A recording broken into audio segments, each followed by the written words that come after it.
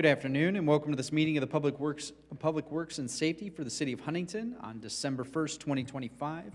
We'll call the meeting to order now, beginning with a roll call. Mayor Strick, Present. Danielle Albertson, Present. Megan Bonbrake, Present. Anthony Lesnickia, Present. Luke Runyon. Present. Thank you. And having established a quorum for the conducting of city business, we'll move along to consideration of the minutes of the November 17th regular meeting. Is there a motion to bring those to the floor for consideration and adoption as submitted? So moved. Second. A motion and second. Further discussion and consideration of the minutes from the regular meeting. Seeing or hearing any at this time, we'll call the question in favor of adoption of the minutes as submitted for the November 17th regular meeting. All those in favor indicate by saying aye. Aye. All opposed, same sign. Motion carries. In the same regard, we have a request for a motion on the November 17, 2025 executive session minutes. Is there a motion to bring those to the floor for adoption? So moved. Second. Motion and second. Further discussion and consideration of the minutes from the executive session. Seeing or hearing any at this time, we'll call the question in favor of adoption as submitted. All those in favor indicate by saying aye. Aye. All opposed, same sign. Motion carries. Not aware of any old business before the board today. We'll move along to consideration of new business. First item is regarding a local income tax grant agreement with the Community Foundation and Sprout by 5. We do have representatives from both of those to provide an update. For a little bit of background for the board, the city has been participating and supporting this initiative alongside the Community Foundation, the School Corporation, the county commissioners, and others in our community, in the private sector as well. And so as we've gotten to the end of the first term of that contract, it seemed appropriate to bring it back to the board for ratification and continued moving forward in this initiative. So this time, if you'd please state your name and address for the record and share a brief update on what your role is in this. Good afternoon. I'm Courtney Bonbrake, 5 Charles Street, Huntington, Indiana. Just to kind of give you guys a little bit of background also on Sprout by 5 along with an update. I know that we're still kind of a newer organization, but we're the Early Childhood Coalition for Huntington County. So I serve the whole entire county, and we focus on bringing a couple different pillars into our community and strengthening them along our focus of 0 to 5. So we focus with health and safety, making sure that every child is developing the milestones that they need to and getting all of their safety requirements met in the care that they are in during the daytime or at home. We make sure that they are learning ready instead of ready to learn or ready for kindergarten. Really, development starts at birth, and so 0 to 3, 90% of the brain is developed, and we help make sure that those connections are strengthened and continue throughout their growth. Childcare is probably our biggest and most forefront, making sure that we have adequate childcare spaces in our county. Right now, we are sitting at a deficit of about 75% of regulated childcare seats. So that means seats that are licensed through the state of Indiana, whether that be a facility like Pathfinders Early Learning Center or a home provider operating out of their home. We also look at it from a community growth standpoint and a economic growth standpoint. So knowing that we want our community to grow, the city and the county, this is just one of those quality of life pieces that fall into place. And then we also know that this is a huge workforce issue, knowing that childcare is an important piece to the puzzle for getting our workforce back into the workplace. So I was hired back in July of 2023, and since then, I've been able to bring in over $100,000 through grants and investments to the program.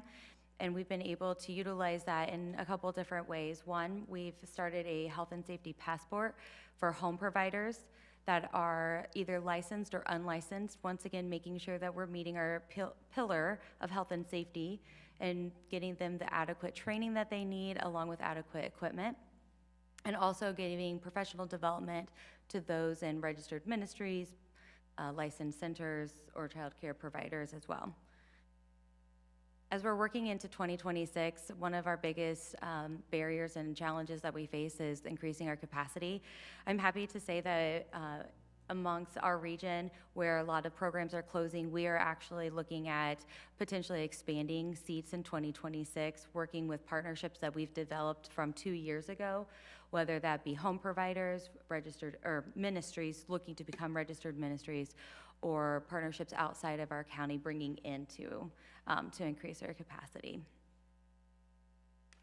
We also were able to be awarded a grant that is providing social and emotional training for 25 early childhood providers here in our county.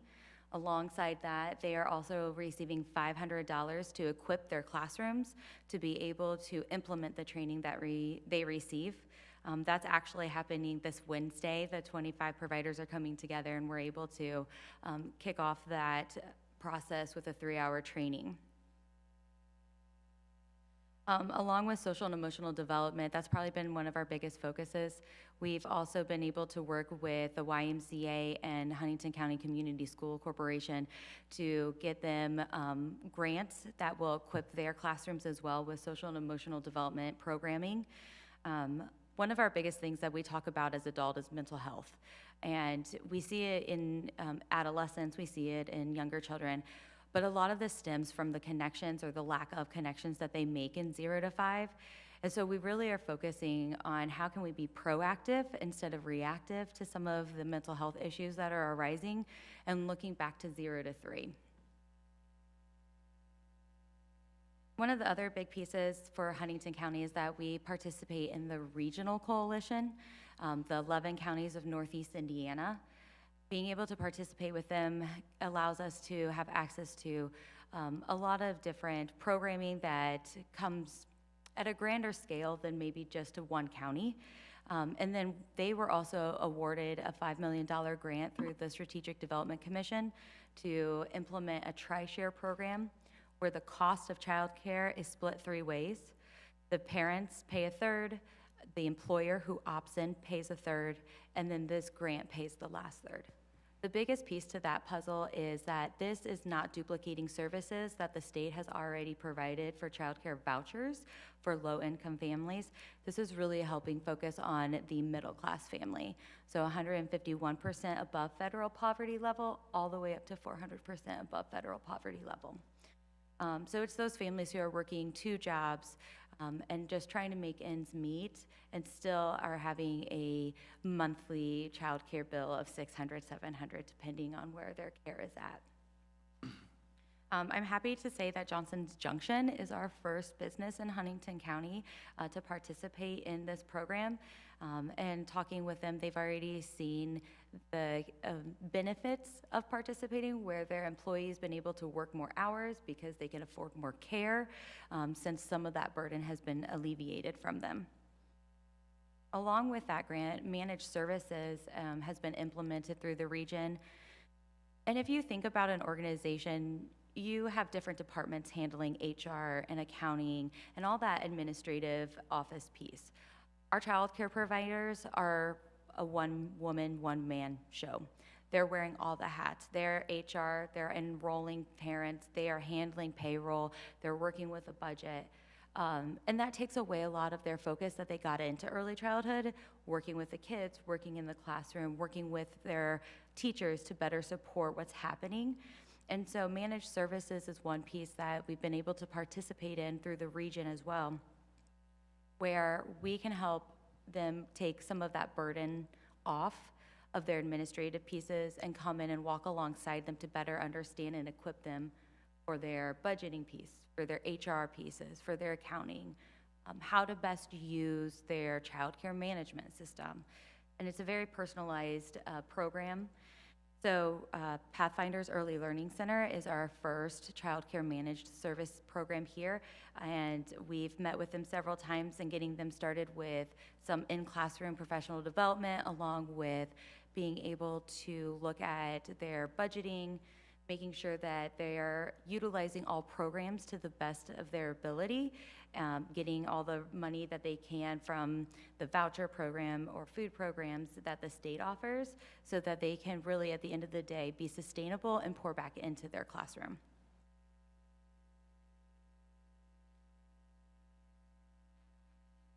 At the end of the day, our mission really is focused on early childhood. So 0 to 5 is our main focus for children. But the work that we're doing now is going to be seen, in 20 years. It's not that instant, like, hey, we were able to see this child mature and grow, and they're going to be a successful adult. We're going to see that when they are hitting high school, when they're graduating, where they're getting back into our workforce. So some of this work isn't that bright and shiny new car rolling up and seeing, hey, we've opened all these seats. It's a lot of the work behind the scenes, but knowing that the work that's occurring now is just going to strengthen our community in the future and grow our community as a whole. I welcome any questions. How do parents in need find you? Great question, Danielle. So I am underneath the Community Foundation. They're my fiscal sponsor. So one way is through the Community Foundation website. Also, we have social media pages. And I, am just going out in the community daily and building relationships. I'm sure you have a connection with all the schools and Oh, yeah. the normal places. Is the hospital one of them? I actually am meeting with Doug Seeley next week. The birthing center to hand out pamphlets Yep. to new moms? Yep, got to go through all the right channels and connections first to be able to get the approvals to have our supplies in there, but yes. Great. Yeah.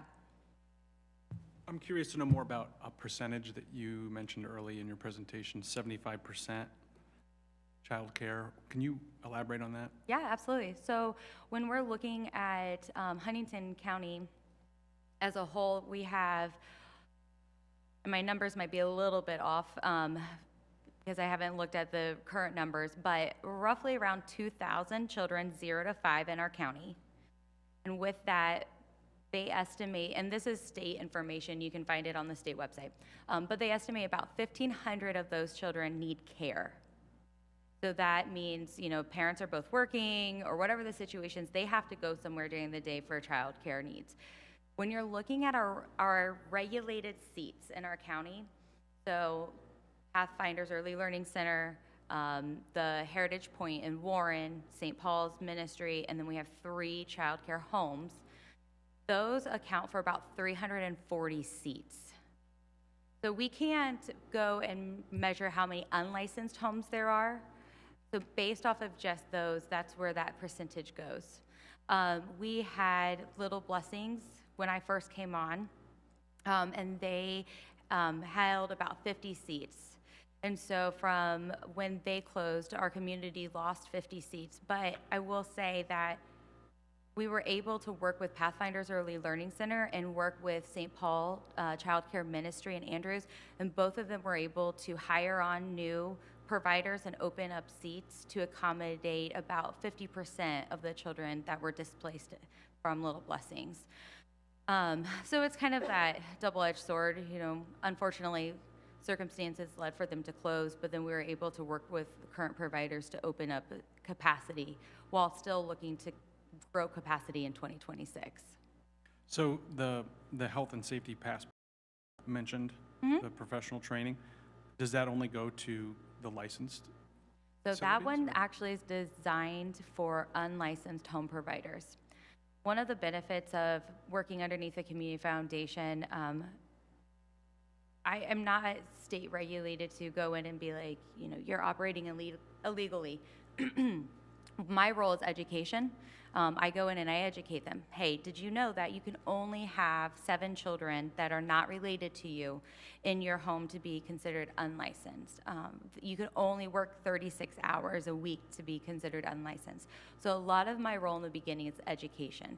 And then also along with that is helping them understand where the passport is laid out to make sure that they are hitting all the requirements to become licensed at the end of the day.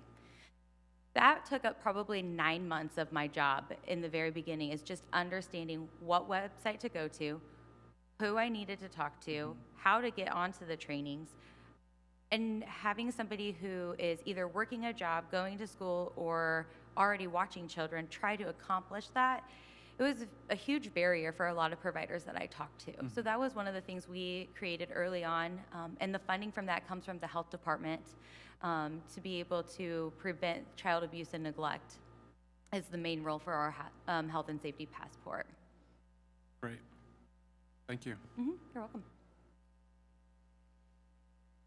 So board members, for your benefit, the structure of this agreement is $75,000 available over 3 years in increments of $25,000 per year. This is in accordance with the initial partnership by the city on this, and so we brought this to your attention. So if there's no further questions, again, we appreciate your work and your efforts on behalf of the entire community with this. And with that, I'll call a question in favor of authorization of the grant agreement. Is there a motion? Yeah, I move for full approval. We have a motion and second for full approval of the grant agreement as presented. Further discussion? All those in favor indicate by saying aye. Aye. All opposed, same sign. Motion carries. Thank you. Thank you. Thanks. You.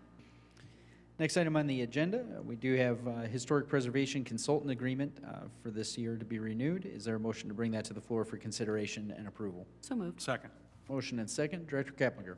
Have before you the usual contract term of 1 year to provide administrative services to the Historic Review Board by Shannon Zerker. It is for a total amount of $4,800 annually to be paid in 2 installments. No other changes to anything other than the terms from the agreement for last year. Further questions by board members? So what projects did you have her on last year?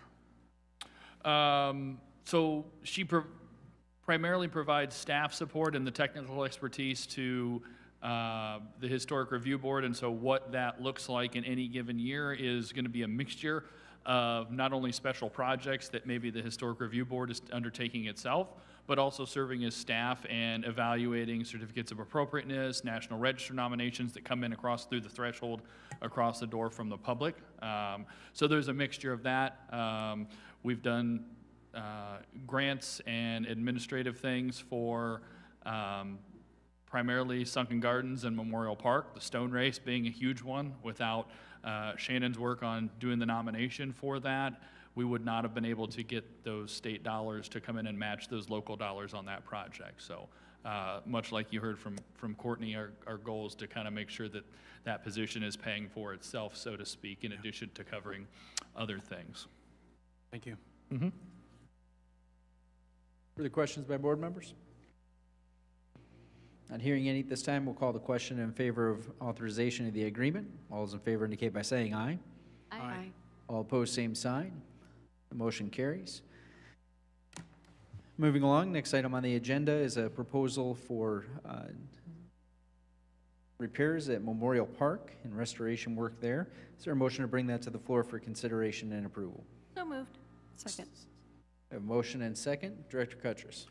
Yes, the quote I have for the board today to consider for approval is a quote to repair, basically rebuild the terraced landscaping constructed primarily out of limestone, stacked limestone, on the southeast corner of the southernmost pond at Memorial Park.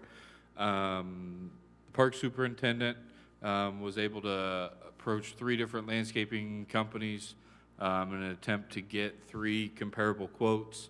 One of the firms was significantly more expensive than this one I have, and another one was unable to prepare a quote to match the same level of work we expected. So Hall's Lawn and Landscape was the most responsive quoter. Their quote is for $50,000 to essentially remove and reconstruct the terraced limestone landscaping area on the southeast corner,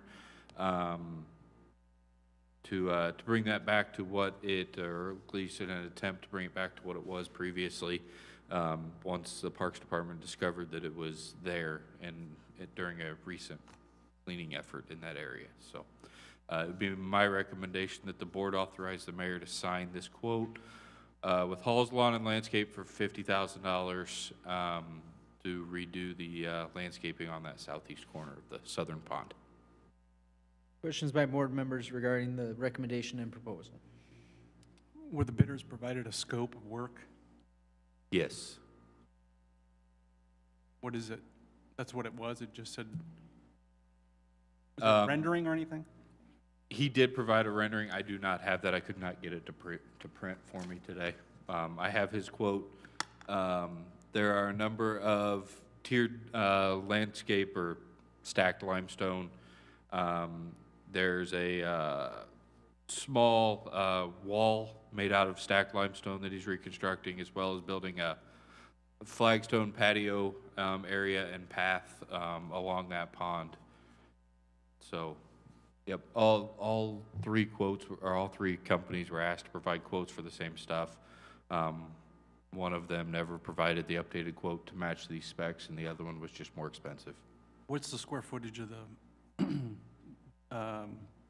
what'd you call it? You said there's a path and something else? I don't have, You said there's a 40-foot,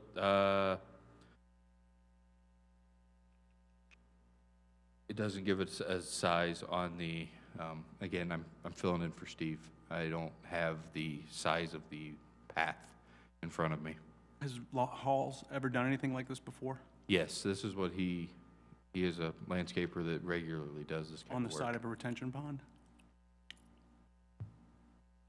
That I can't answer. Is there contingency in the budget? He runs into problems?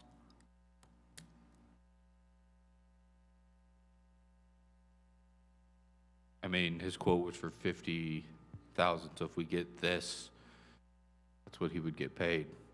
Contingencies would have to be done via change order. If any issues arise, those would be done via change order. But he didn't do any like compaction tests or soil tests or anything like that? You feel comfortable with that? I mean, for the fact that this is just stacked limestone terrace for landscaping purposes, yeah. Is this the first we're using them? Do what? This is the first we're using Halls? The city has never used Halls, Okay. no.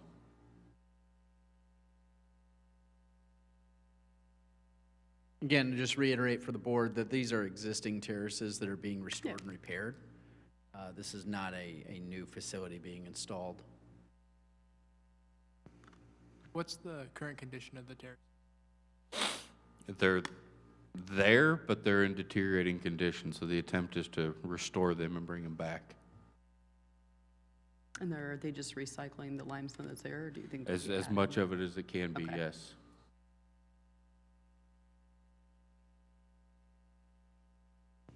Further questions? Okay, not seeing or hearing any. This time, we'll call the question in favor of authorization of the proposal. All those in favor indicate by saying aye. Aye. All opposed, same sign. Aye, I'm opposed. Motion carries. Thank you. With that, as we move along to consideration of accounts payable, is there a motion to authorize payment of the bills incurred by the city of Huntington? So moved. Second. Motion and second. Further discussion and consideration of the bills incurred by the city of Huntington. All those in favor indicate by saying aye. Aye. All opposed, same sign. Thank you. Is there a motion for adjournment? So moved. Motion and second. All in favor indicate by saying aye. Aye. Aye.